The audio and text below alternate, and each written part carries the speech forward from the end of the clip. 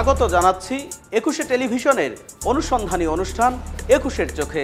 প্রিয় দর্শক, আপনারা জানেন অনিয়ম, অপরাধ আর ব্যতিক্রমী বিষয় তুলে আনে ২১এর চোখ। আর ২১এর চোখ নিয়ে হাজির হয়েছি আমি আলী আহমেদ।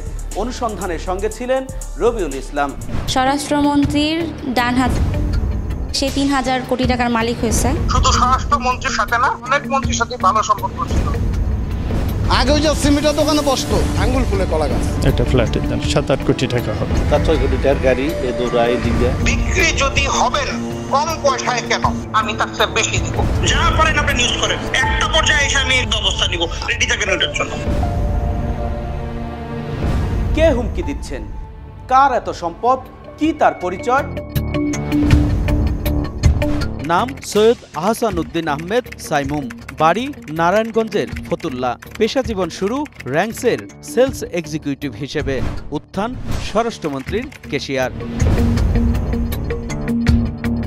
সাইমুম ছাত্র অবস্থায়ও তার বাবাকে এই দোকানের কাজে সহায়তা করতেন, কিন্তু সময়ের সাথে তিনি বনে গেছেন স্বরাষ্ট্রমন্ত্রীর কেশিয়ার। কোটি কোটি টাকার মালিক হয়ে গেছে। ফতুল্লাতে আসে যে সঙ্গে এক গাড়ি নিয়ে আসে। এলাকায় তেমন কিছু কাজ করতো আগে, কিন্তু ঢাকা গিয়েই এই ১০-১২ বছরের মধ্যে উনি অনেক টাকার মালিক হয়ে গেছে। এক এক সময় এক এক ধরনের ব্র্যান্ডের গাড়ি নিয়ে আসতো। ও হেলিকপ্টারের ব্যবসা নাকি করতে, এটা সেটা।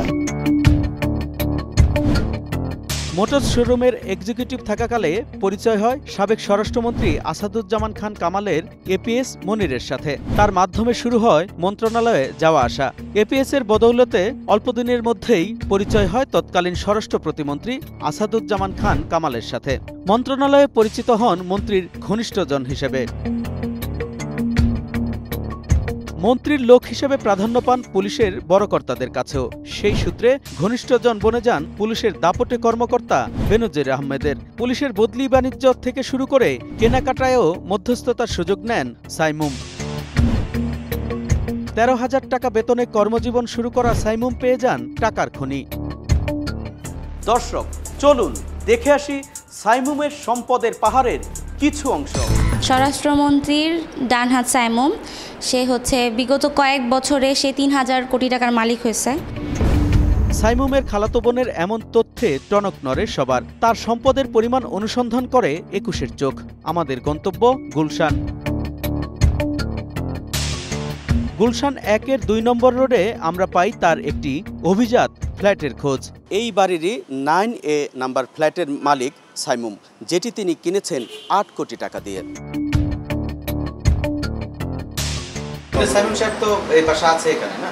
হ্যাঁ, উনি এখানে থাকতো, কিন্তু এই ফ্ল্যাটে উনি লেভেল 9 এরিয়াতে থাকতেন, ফ্যামিলি সহ থাকতেন। এবার আমাদের পথ গুলশান ২-এর দিকে। সেখানে ৯৬ নম্বর রোডে ভ্যালেন্টাইন প্যালেসে প্রবেশ করে সাইমুম সম্পর্কে জানতে চাইলে প্রথমে গড়িমসি করেন দারোয়ান। একটু পরেই আরেকজন জানান সাইমুমের দাপটে তটস্থ থাকতেন সবাই। আমাদের সিকিউরিটির সাথে বেশি খারাপ ব্যবহার করতেন। এই গাড়ি থুয়ে আমি বলতাম যে ভাই এখানে তো আমরা গাড়ি থুতে দেই না, আমাদের গেস্টের গাড়ি আসলে কোন বাপের ডাকি নিয়ে আসবি না, কোন পুলিশের ডাকি নিয়ে আসবি না। উনি যখন ভাড়া নিচ্ছে উনি বলছে এক্সপোর্ট ইম্পোর্টের ব্যবসা করে, উনি অবৈধভাবে টাকা ইনকাম করছে, স্বরাষ্ট্রমন্ত্রীর কেশিয়ার, এসব জানার পরে আমি নোটিশ দিয়ে দিচ্ছি। এ বাড়িতেই নিয়মিত নতুন নতুন দামি গাড়ি নিয়ে আসতেন সাইমুম। আসতেন দেশি বিদেশি অনেকেই। দেখছি যে এরকম ৬ কোটি টাকার গাড়ি এ দৌড়ায় দিকে আজরা গাড়ি নিয়ে আসতো। এরপরে আপনার আরেকটা নতুন একটা মার্সিডি একটা গাড়ি, ৬-৭টা গাড়ি টোটাল। আর কেউ না, ইন্ডিয়ান কিছু লোক আসতো, রাশিয়ার কিছু লোক আসতো। একটু ভেতরে গিয়েই দেখা যায় এখনো একটি গাড়ি পড়ে আছে সেখানে। এই বাসাতে বিভিন্ন সময় আসতো ৭-৮টি দামি ব্র্যান্ডের গাড়ি। সেসব ব্র্যান্ডের গাড়িগুলো ৫ তারিখের পর তিনি নাম্বার প্লেট চেঞ্জ করে এখান থেকে নিয়ে গিয়েছেন। তবে এখনও কিন্তু পড়ে রয়েছে একটি গাড়ি। এটি আসলে তিনি নেননি, কারণ আমরা এখানে যারা আছে তাদের সাথে কথা বলেছি, এটি তার কাছে আছে আসলে নেয়ার মতো কোনো উপাদানই মনে হয়নি। এখানেই শেষ নয়, সেই ভবনের দোতলায় নাকি চলছে অফিসের কার্যক্রম। সেখানে গিয়ে নক করতে দরজা খুলেন একজন। সাজানো গোছানো রিসেপশন থাকলেও বেশিরভাগ কক্ষ লক করা।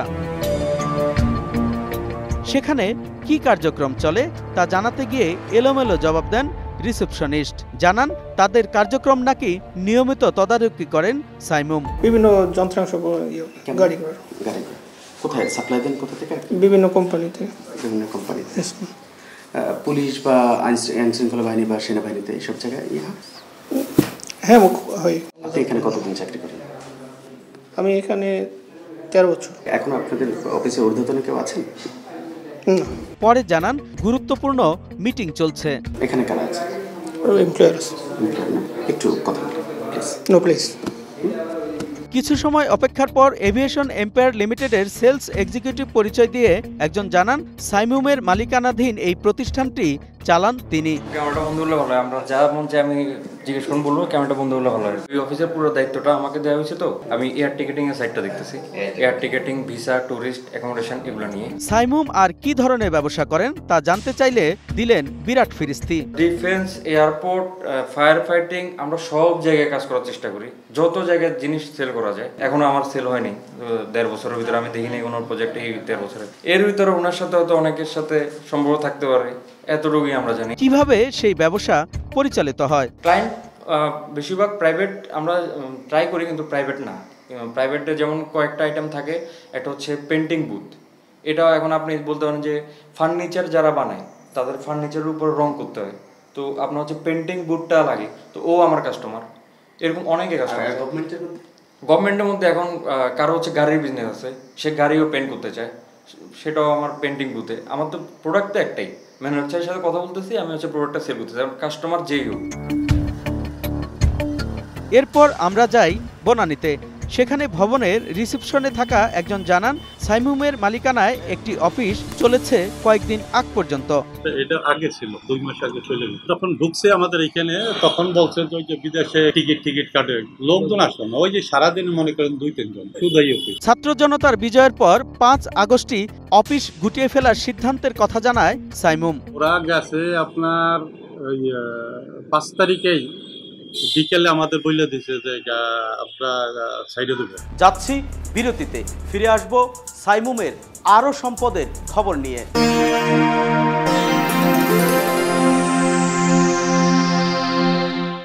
স্বাগত 21-এর চোখে। সাইমুমের মূল বাড়ি নারায়ণগঞ্জের ফতুল্লায়। সেখানে থাকেন তার পরিবার ও স্বজনদের অনেকেই। তাদের জন্য কি করেছেন সাইমুম? প্রভাব প্রতিপত্তির পরও সাইমুম এলাকায় যেতেন নিয়ম করে। বেশিরভাগ সময় যেতেন নতুন ও দামি গাড়িতে। তা নিয়ে সমালোচনাও চলতো এলাকায়। আঙ্গুল ফুলে কলা গাছ। গাড়ি থেকে নামার পরে তার কোমরে অস্ত্র ছিল, সে হচ্ছে কারে মেরে কারে কি করবে সেই নিয়ে চিন্তা ভাবনা করে থাকতো। ফতুল্লার লালপুরে সাইমুমের পিতা নুরুদ্দিন খুশি ব্যবসায় জড়িত। সেখানে একাধিক দোকান চালান তিনি, ভাড়াও দেন বেশ কয়েকটি। মুদি দোকানে সাইমুম সম্পর্কে জানতে চাইলে দ্রুত তা বন্ধ করে পালান কর্মচারী।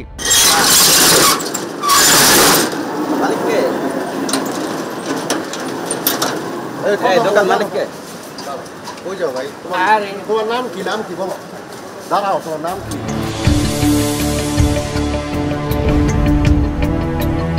অপেক্ষার পর এক সময় পাই সাইমুমের পিতাকে। ছেলে কি করেন তার কতটুকু জানেন তিনি? লেখাপড়া শেষ করার পরে ও নিজের যোগ্যতায় নিজের র্যাঙ্কস মোটরসের সেলস এক্সিকিউটিভ হিসেবে জয়েন করছে। সে আপনি আমার ছেলে, আপনি ব্যবসা করতেছেন, কোথায় কার সাথে সম্পর্ক, কোথায় কিভাবে ব্যবসা করতেছেন, বাপ এতটা জানে না। কতটুকু জানেন সন্তানের সম্পদ সম্পর্কে? আমাকে জানায়া করব, আমাকে কোথায় তার কোন কোন সম্পত্তি আছে আপনারা কোয়ারি করেন, দেখেন। তার পিতাকে পাশের বাড়ি ও মার্কেট কিনে দিয়েছেন সাইমুম। এ প্রশ্নের জবাবে নুরুদ্দিন খুশি বলেন এটি নাকি তিনি নিজেই 15 বছর আগে কিনেছেন। অস্ট্রেশন থেকেই বলতে গেলে এইখানে আছে। এই জায়গার যে প্রকৃত মালিক তাদের থেকে কিনে তারপরে গভর্নমেন্টের বিরুদ্ধে মামলা করে তারপরে এটার মালিকানা দিচ্ছেন। আর মার্কেটে ভাড়াটে দোকানদার জানান ভিন্ন তথ্য। এটা বর্তমান মালিক হচ্ছে খুশি সাহেব। আগে ছিল আরেকজন ছিল, তার কাছ থেকে উনি কিনে নিচ্ছে। কতদিন আগে? আনুমানিক 6-7 বছর। এবার আমরা যাই সাইমুমের ফতুল্লার বাড়িতে। সেখানে এত বড় বাড়ি তৈরির উৎস নিয়ে জানতে চাইলে তা এড়িয়ে যান তার বাবা। তবে বাড়ির ভেতরে নিয়ে দেখান 5 আগস্ট রাতে বাড়ির অনেকাংশ পুড়িয়ে দিয়েছেন ক্ষুব্ধ জনতা। দেখেন উপরে, মানে এরকম ক্ষোভ হওয়ার কারণ কি? কি বলেন? এরকম হওয়ার কারণ একটাই, যে আমার ছেলে আমি ঠিক করছে। সাইমুমের টাকায় বনেদি হয়েছেন তার শ্বশুর বাড়ির মানুষজন। এলাকায় পানের দোকানদার হিসেবে পরিচিত তার শ্বশুর থাকতেন ভাড়া বাড়িতে।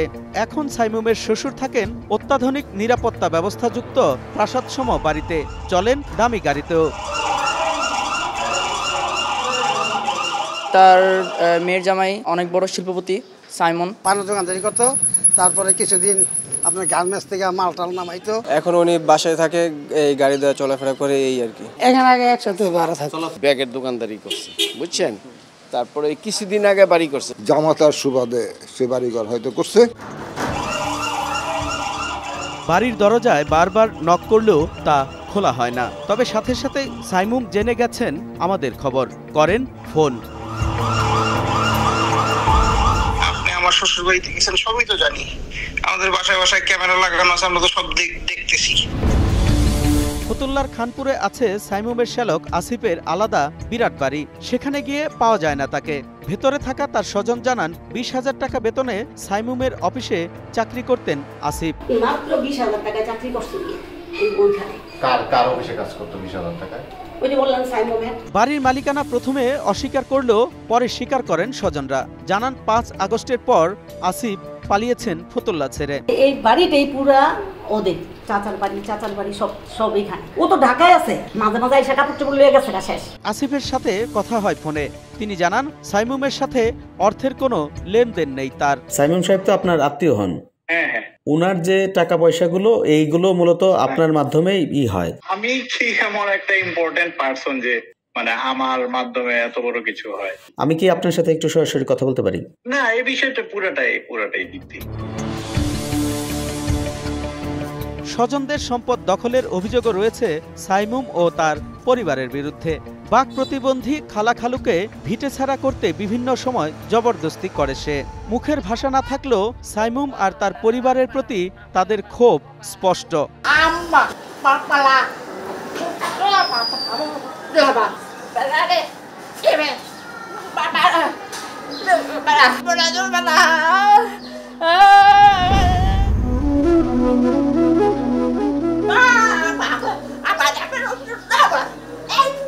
প্রতিবন্ধী এই দম্পতির মেয়ে জানান সাইমুমের নির্যাতনের কথা। সে হচ্ছে স্বরাষ্ট্রমন্ত্রীর ডান হাত, তার হাতে সব কিছু করা যাবে, সে যে কোনো কিছু করতে পারবে। সে সবসময় এগুলো পাওয়ার দেখাইতো এলাকার মধ্যে। নিজের আপন খালা খালু যদি ছাড় না পায়, তাহলে অন্যান্য মানুষদের কি পরিমাণ জুলুম অত্যাচার তারা করেছে আপনারা চিন্তা করে দেখেন। সাবেক স্বরাষ্ট্রমন্ত্রী আসাদুজ্জামান খান কামাল এবং পুলিশ প্রধান বেনজির ছিলেন তার মূল খুঁটি।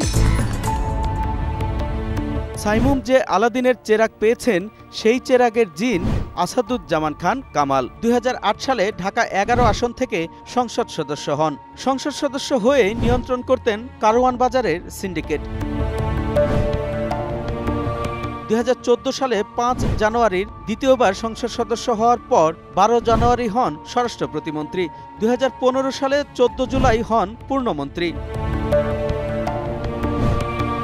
স্বরাষ্ট্র মন্ত্রণালয়ের বস হওয়ার পর পুলিশ ফায়ার সার্ভিসে নিয়োগ বাণিজ্য করে কামিয়েছেন কোটি কোটি টাকা। অভিযোগ আছে ঘুষের টাকা বস্তায় ভরে নিতেন তিনি। তার অপকর্মের সঙ্গী ছিল ছেলে সাফি মুদাচ্ছির খান জ্যোতি। নির্বাচন কমিশনের অমোচনীয় কালি কেনার দুর্নীতিতে উঠে আসে জ্যোতির নাম। ধানমন্ডিতে রেস্টুরেন্ট করতে হলেও তাকে নাকি দিতে হতো টাকা। সম্প্রতি স্বরাষ্ট্রমন্ত্রীর দুর্নীতি অনুসন্ধানের সিদ্ধান্ত নিয়েছে দুদক। মন্ত্রী থাকাকালে ধানমন্ডির যে বাড়িতে থাকতেন তা পুড়িয়ে দিয়েছে ক্ষুব্ধ জনতা। সাবেক স্বরাষ্ট্রমন্ত্রী আসাদুজ্জামান খান কামাল যখন এই বাসভবনটিতে থাকতেন, তখন এই বাসভবনটি ছিল রাষ্ট্রের ক্ষমতার অন্যতম কেন্দ্রবিন্দু। কিন্তু তিনি, তার স্বজন এবং তার সাঙ্গপাঙ্গরা ক্ষমতাকে অপব্যবহার করতে করতে এমন একটা জায়গায় নিয়ে গেছে যে পট পরিবর্তনের সাথে সাথে এই পুরো বাড়িটি জ্বালিয়ে দেয় ক্ষুব্ধ জনতা, এবং এখন এই বাড়িটিকে ঘোষণা করা হয়েছে পরিত্যক্ত। মণিপুরি পাড়ায় তার বাড়িতেও থাকেন না পরিবারের কেউ। শূন্য বাড়ি পাহারা দিচ্ছেন একজন কেয়ারটেকার। পড়ে আছে দামি গাড়িও। 5 আগস্ট ছাত্র জনতার বিজয়ের পর তাকে আর দেশে দেখা যায়নি। কয়েকদিন পর খবর পাওয়া যায় বর্তমানে ভারত অবস্থান করছেন তিনি। এদিকে 14 সেপ্টেম্বর রাজধানীর উত্তরা থেকে তার ছেলেকে গ্রেপ্তার করা হয়। সাইমুমের চেরাগের আরেক জিন পুলিশের সাবেক মহাপরিদর্শক বেনজির আহমেদ। দেশে ফ্যাসিবাদের এই দোসর একদিকে পুলিশি ক্ষমতার অপব্যবহার করে বিরোধী দল মত দমন করেছেন, অন্যদিকে কামিয়েছেন হাজার হাজার কোটি টাকা। গোপালগঞ্জের শাহপুরে গড়েছেন Savanna eco park and resort. পার্কের চারপাশে কিনেছেন আরও 800 বিঘা জমি। শত কোটির ব্যবসা প্রতিষ্ঠানে মালিক স্ত্রী ও 2 মেয়ে। একজন সরকারি চাকরিজীবী হয়েও হাজার হাজার কোটি টাকার সম্পদের তথ্য বিস্মিত করে সবাইকে। দুদকও তার অবৈধ সম্পদের প্রমাণ পেয়েছে। নিজেকে বাঁচাতে পালিয়েছেন দেশ ছেড়ে। স্বরাষ্ট্রমন্ত্রীর জোরে সাইমুমের সাথে সম্পর্ক ছিল সরকারের ঊর্ধ্বতন অনেকের সাথেই। তারা সবাই লাপাত্তা, নিজেকে লুকিয়ে রাখছেন সবার কাছ থেকে। দর্শক, সময় হলো আরও একটি বিরতির। ফিরে এসেই জানাবো এখনো কিভাবে চলছে সাইমুমের দাপট।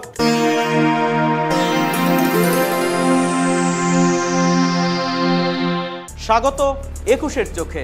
সাইমুম দেশ ছেড়ে পালিয়েছে, কিন্তু দেশের বাইরে বসেও এখনো করছেন তর্জন গর্জন। বাংলাদেশে আপনারা কতগুলো মিডিয়া আছে, নাথিং গোজ আনপেইড। 21-এর চোখের টিমের সাথে দীর্ঘ ফোনালাপ হয় সাইমুমের, কথা হয় ভিডিও কলেও। সেখানে প্রকাশ পায় তার দম্ভ। বিগত আমলে নিউজগুলো কেন করেন নাই? আপনার কাছে না, সকল গণমাধ্যমের কাছে আমার এটা প্রশ্ন। নিজের সম্পদের কথাও স্বীকার করেন তিনি। যেই বাড়িটা ভিডিও করে নিয়ে আসছেন, ওই বিল্ডিংটার মার্কেট ভ্যালু কত হবে ভাই? আমার যে বিল্ডিং এর নিচে যে আপনারা ছবি তুলতেছেন, ওখানে 26টা ফ্ল্যাট আর একটা ফ্ল্যাটের মালিক আমি। ওই ফ্ল্যাটটার মূল্য কত হবে ভাই? ছোট্ট একটা মার্কেট আছে, সেটার মার্কেট ভ্যালু কত হবে ভাই? কি কাজ করেন তিনি? আমি 5 ওয়াক্ত নামাজি মানুষ, যাকাত আদায় করা মানুষ, মানুষকে সহযোগিতা করা মানুষ। কিভাবে অর্জন করলেন এই সম্পদ? আমি একজন লেজিটিমেট ইন্টারন্যাশনাল ডিফেন্স কন্ট্রাক্টর। কত টাকার মালিক তিনি তা নিয়ে ভিডিও কলে ও ফোনে দেন এক একবার এক এক তথ্য। সর্বশেষ আয়কর রিটার্ন দাখিল অনুযায়ী আমার মোট সম্পদের পরিমাণ 11,05,569 টাকা।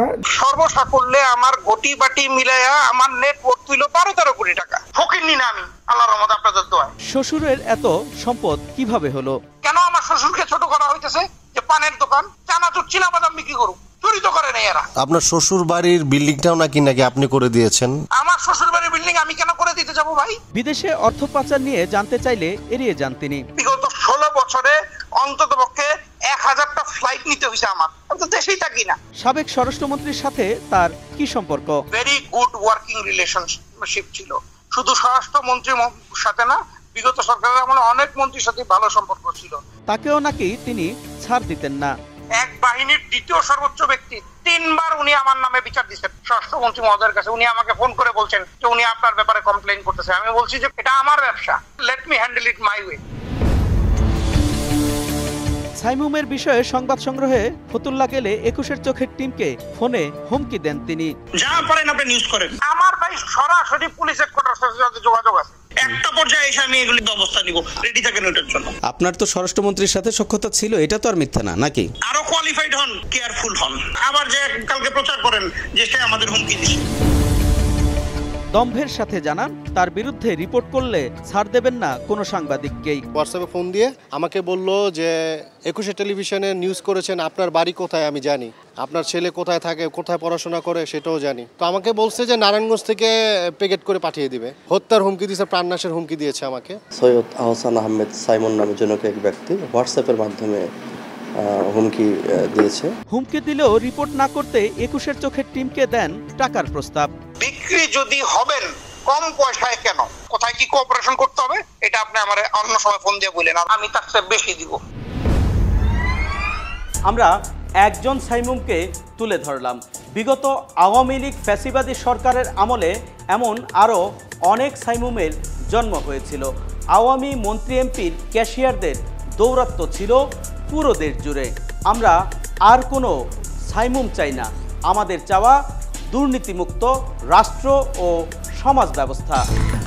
দর্শক, শেষ করব, তবে যাবার আগে আপনাদেরকেও সঙ্গে রাখতে চাই। আপনার কাছে থাকা অনুসন্ধানমূলক তথ্য আমাদেরকে জানান, আমরা তুলে আনব খবরের ভেতরের খবর। লিখতে পারেন এই ঠিকানায়।